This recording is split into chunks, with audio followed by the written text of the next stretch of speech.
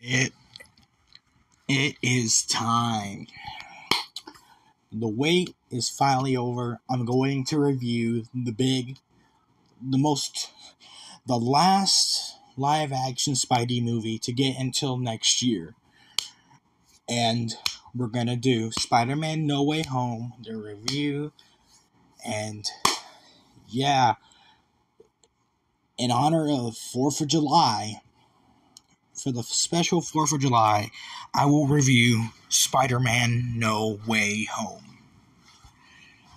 If you saw my tier list video, I made a very controversial statement and put this not in S tier, but in A tier. Because this movie does have a lot of flaws that you can't ignore. So, without further ado, let's get right into it. First of all, this takes place, it starts right after Far From Home ended. Mysterio has revealed the identity of Spider-Man as Peter Parker, where Peter's life is in shambles, and I like how for the first 10-15 minutes we dwell on Peter's identity being revealed, because I was scared, I was scared that the MCU was going to be the MCU and not dwell on consequences to actions. But I like that it took at least 10 to 15 minutes. Do the bare minimum, just address the consequences. If you just move on without, because that was a big part of the ending of Far From Home, which shocked everyone. That was a pretty good ending, I ain't gonna lie. But with this, the plot of the movie, where Peter and friends, they can't get into MIT because of Peter being Spider-Man and Ned and MJ's association with Spider-Man. But there's just one problem with that. If you want consequences to them teaming with Peter, and then his identity gets revealed and now they know he helps Peter as Spider-Man, yes, there should be consequences for them. But here's the thing. Flash Thompson wrote a whole book about being Spider-Man's friend, and yet he got it to MIT just fine. That's just kind of odd. Maybe they think he's lying because, Flash is full of shit most of the time, and I think pretty much everyone knows that. But he wrote a whole book that got published, accepted, and it's an actual book you can buy. So,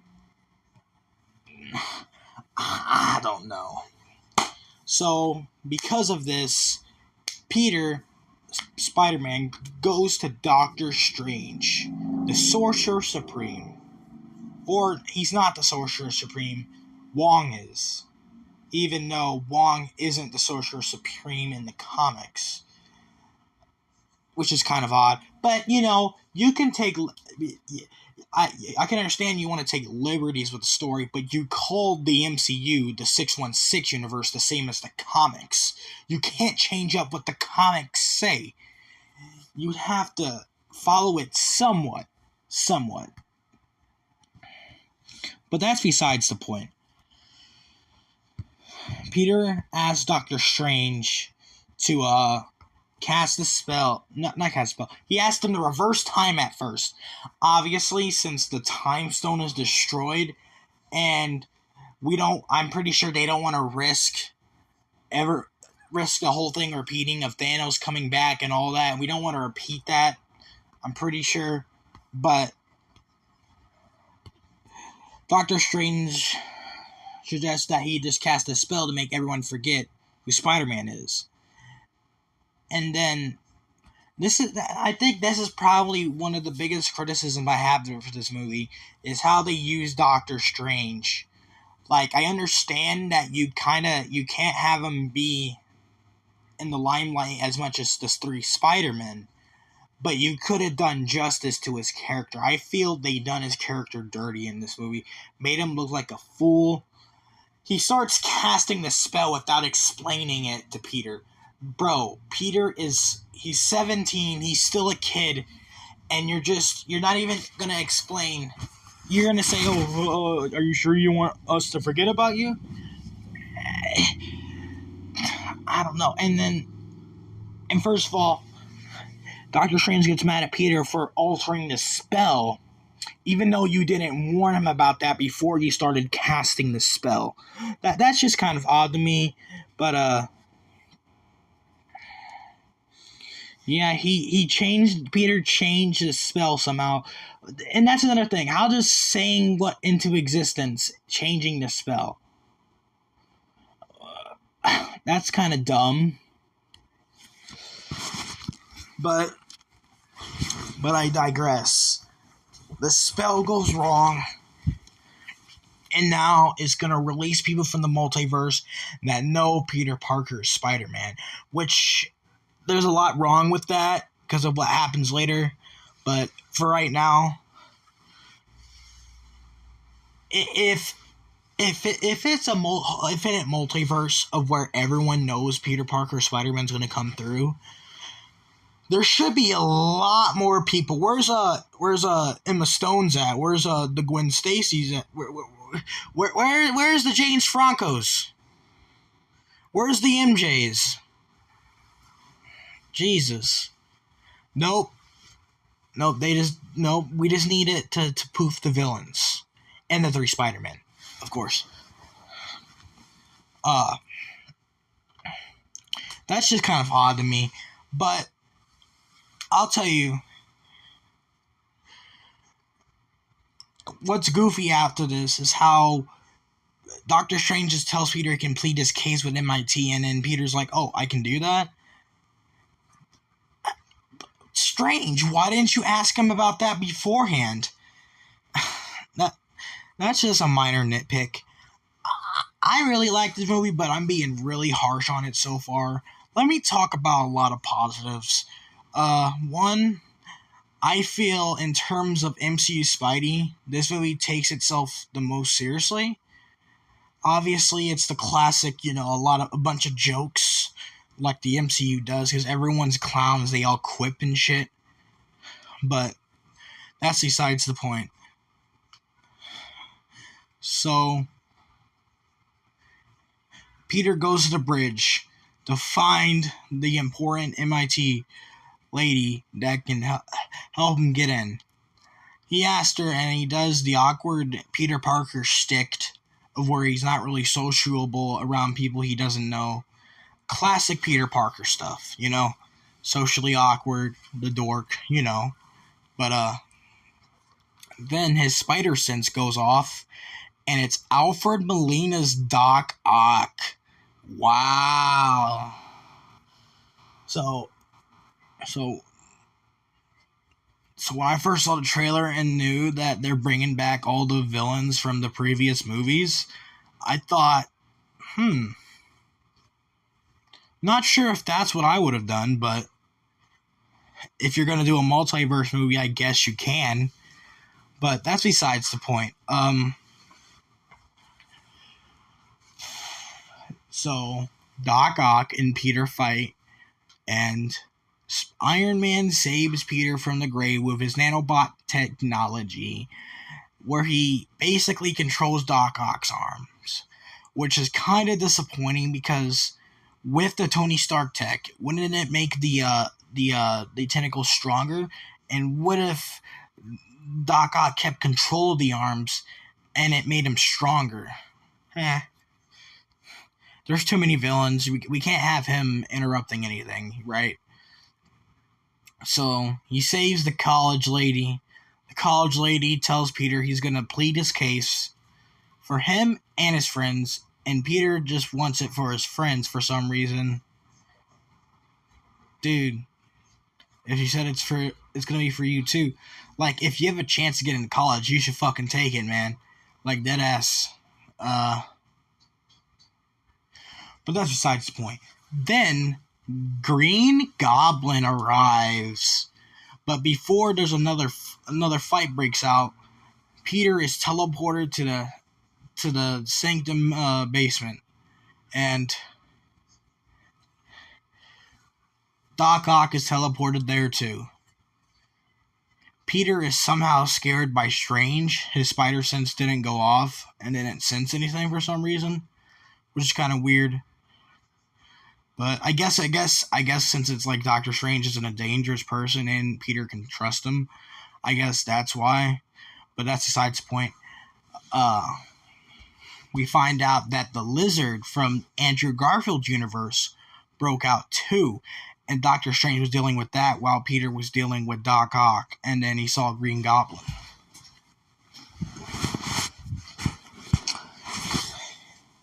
Then Peter tells Strange he's going to need some help. And what help does he get? From his good friend and girlfriend, Ned and MJ. They're goats, They help out Peter even though they got screwed out of college, but yeah. That's besides the point. Then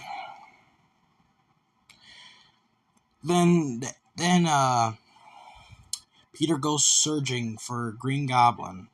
Or what? He doesn't know it's Green Goblin, but we know it's Green Goblin. So he finds Electro from The Amazing Spider-Man 2. And for a brief moment, he looked like The Amazing Spider-Man 2 self. But then he changes into a much more comic-accurate Electro. Now, obviously, they changed it because everyone hated Electro and TASM 2. Everyone did not like that. Maybe the design could have been better. I tell you, I am a big defender of The Amazing Spider-Man 2. I severely think it's criminally underrated. But that's besides the point. Yeah. Electro's about to vaporize Peter, but then Sandman from the Sam Raimi universe appears. And Peter explains that he's not his Peter because he's from a different universe. And then they agree to help each other take down Electro, and they do. And then that's how Sandman and Electro got, and then while Peter is fixing up the fucking power lines, he gets a call from Aunt May saying that one of the people he's looking for is there. Pete panics, immediately goes to the Feast Center. Wait a minute. Feast Center? Oh my god. Are they really redoing Spider-Man 2018? Marvel Spider-Man PS4 2018? Please tell me they're not doing this.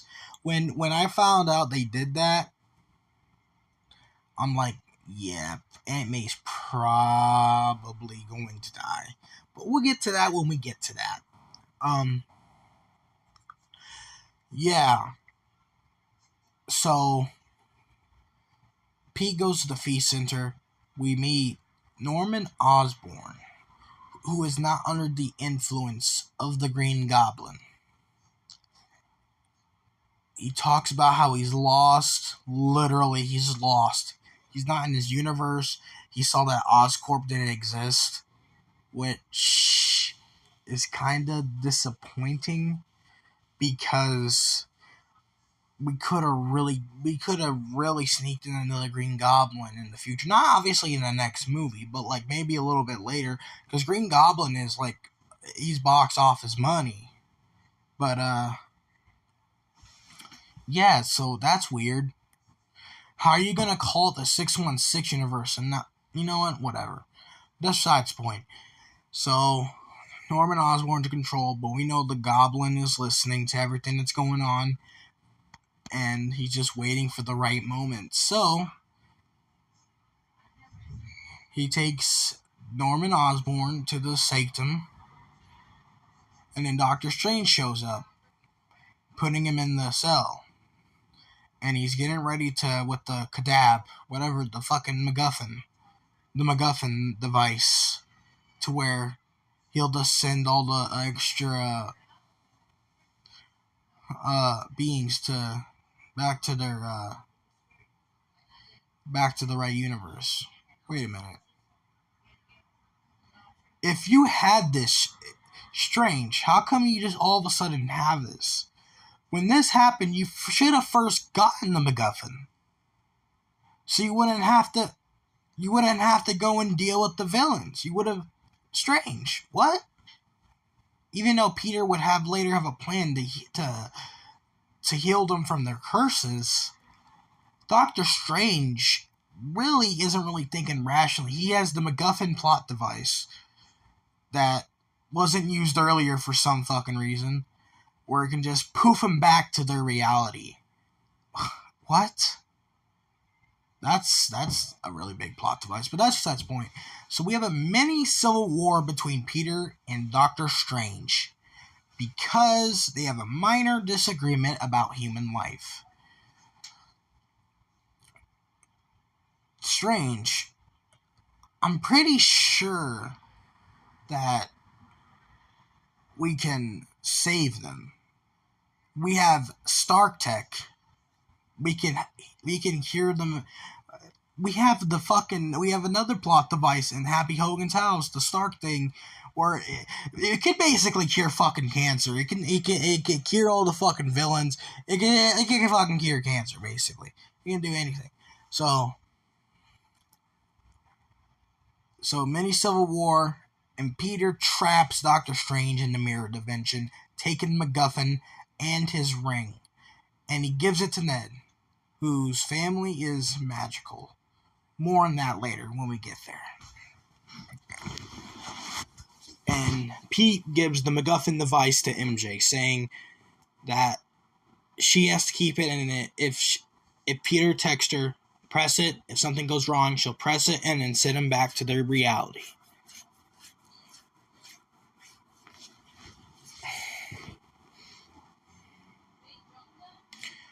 The villains ask, why would you want to save us? We're evil. And then MJ is like, that's not who he is. So we take the villains out of the cells and take them to Happy Hogan's house to cure them? Why are they all there at the... And wait, where is fucking Lizard? He's just in the truck unsupervised. What? No, you can't. There's no way you're just gonna pass that bullshit on us. The second you leave a Lizard like that by himself, he goes on a wild fucking rampage killing a bunch of people. What? Pete, come on. That is very irresponsible of you to leave a dangerous Lizard inside of the truck unsupervised. It would be one thing if he was fully monitored, supervised, but he wasn't. So that's another bad thing. Then Pete cures Otto Octavius. There's just one problem with this whole curing shit. Some of them were already cured in the movies. In fact, Otto was cured seconds after he was pulled from his reality. He would have taken control and not died a monster. So the curing shit, it wouldn't have mattered. He literally turns good seconds after. So that's another thing.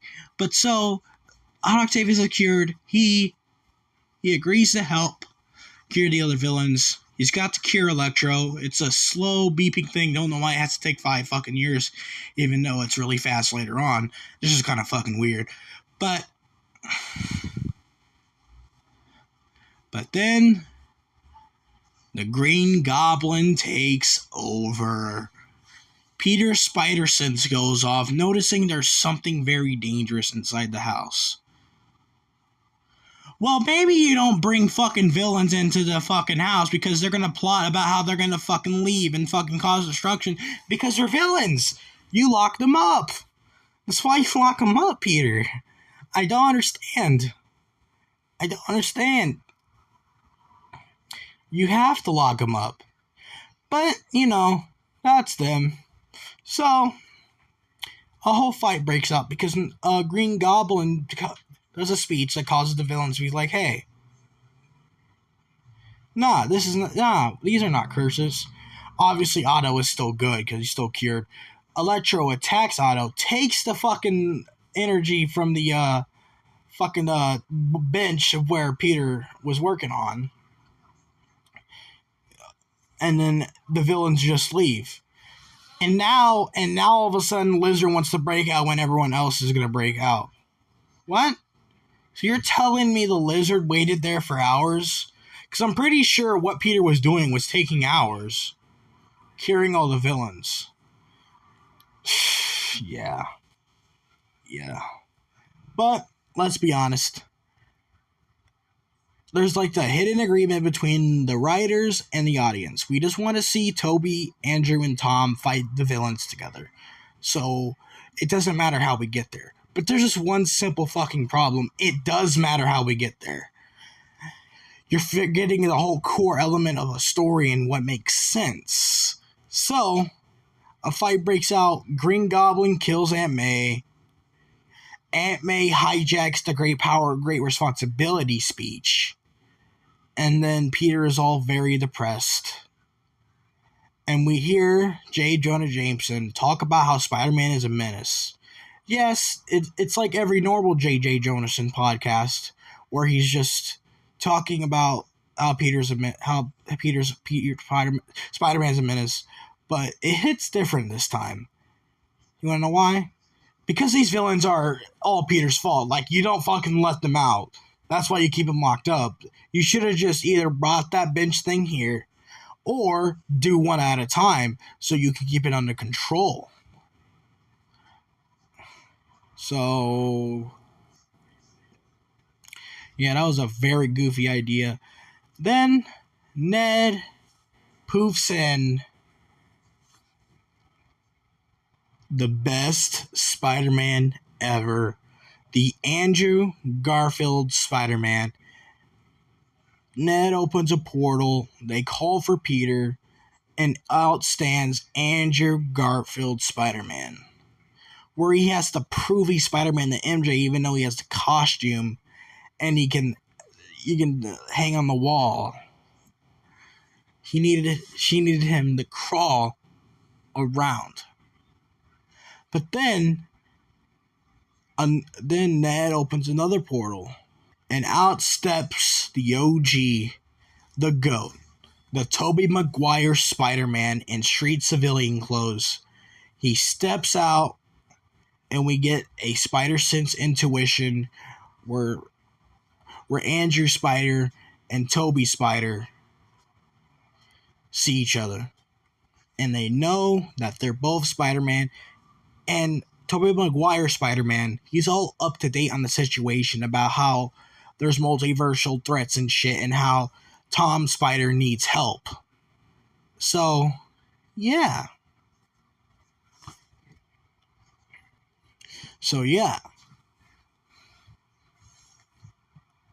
Ned and MJ go to meet Peter, bringing the other two Peters along, and they have the moment, just like how it happened in Into the Spider-Verse when Miles just witnessed his uncle dying. How all the Spider people are the only ones who understands his pain. The death of a family member is a canon event. Oh no. Better watch out for Miguel O'Hara talking about fucking canon events and shit. But, yeah. So, the three Spider-Men create the cures for all the villains. So then they go to the Statue of Liberty, where They talk about villains they previously fight. Well, this is a great opportunity to tell us what villains they fought after the movies. But you know what they did? They just talked about the villains they fought in the fucking movies. Really?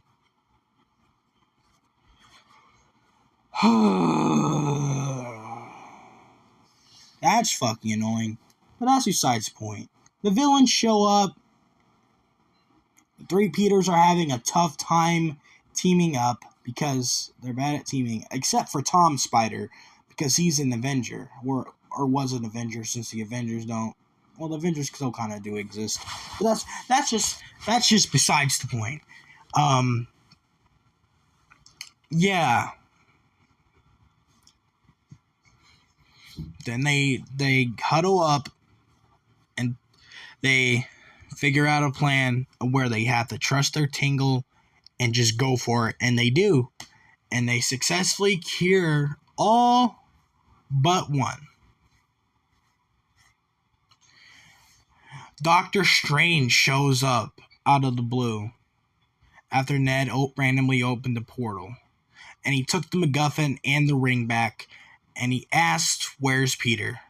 And then Ned tells Doctor Strange of how what Peter's doing is working. He's actually curing the villains. And you actually see Doctor Strange dumbfounded for some reason. Why would Doctor Strange be dumbfounded? Can he see in the fucking future and shit? Why would he be dumbfounded? Because we have Stark Tech. We can easily cure these guys. But that's besides the point. Then we get an update. Then we see Tobey Maguire, Spider-Man, and Doc Ock talk, which it's a fucking cool moment. After all this time, and they just talk to each other, and it's the same fucking dialogue, but you know, it's purely fan service and shit. But that's besides the point. Then Green Goblin shows up, which is kind of odd how he's going to take on the three Spider-Men, Doctor Strange, and Dr. Octopus. Which is kinda weird. Don't know why he would do it all alone. That's just kind of goofy in and of itself. But that's besides the point.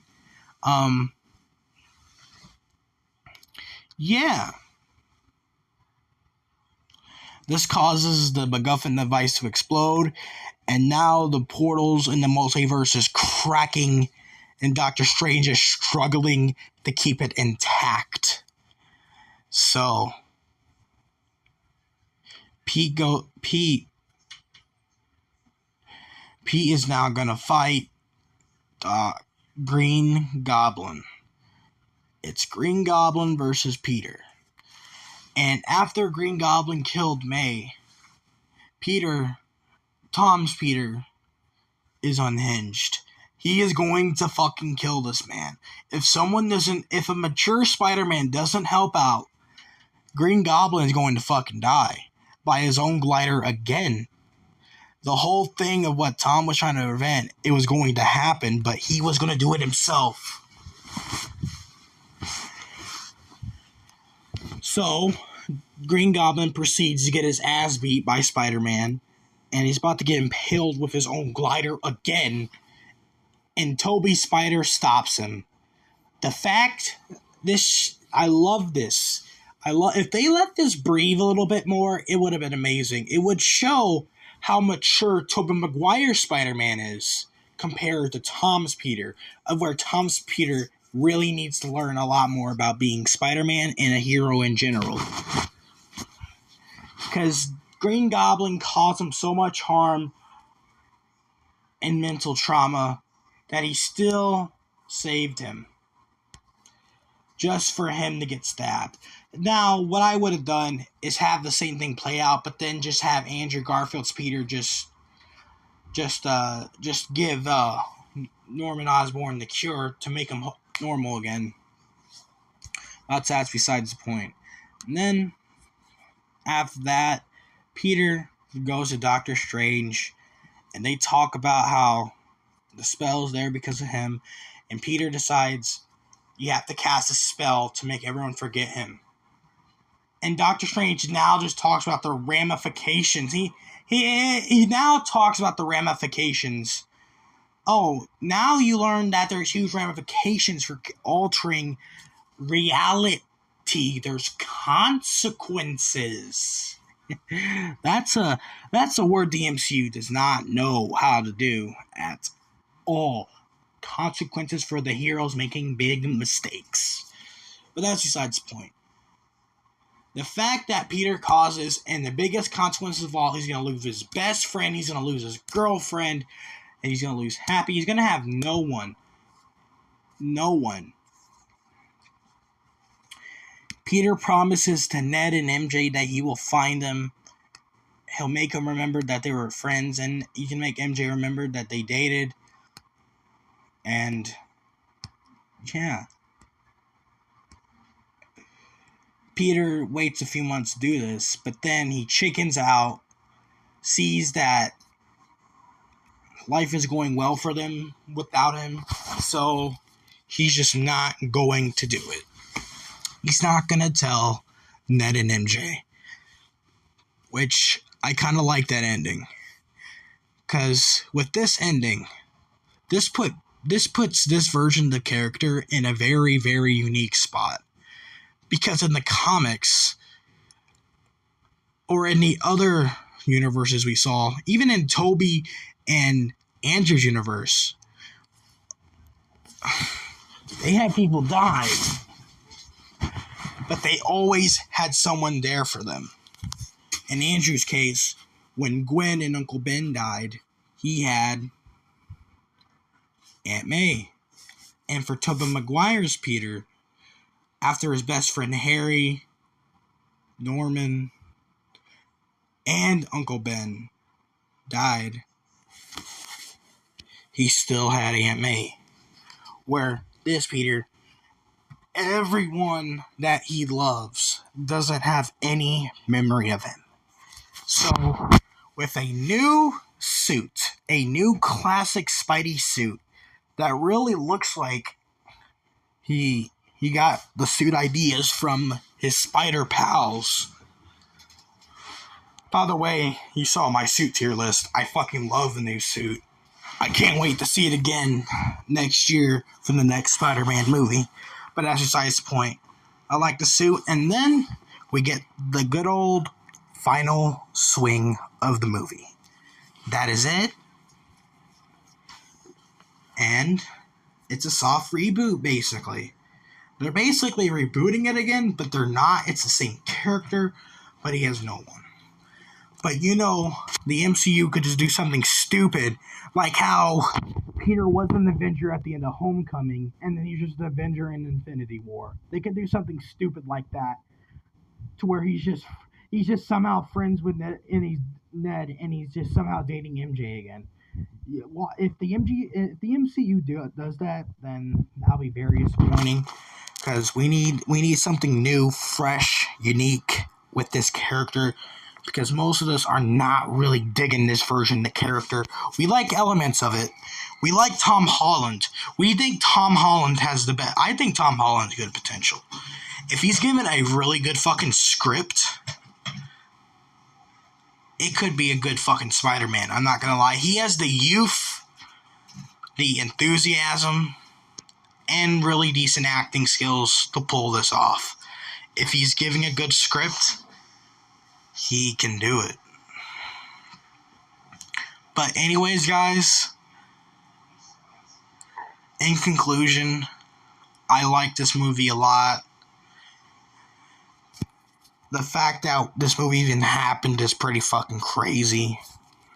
But, you know, you know. But, anyways, hopefully y'all enjoyed this video. I'll be thinking of what to upload next soon. I'll see you guys later.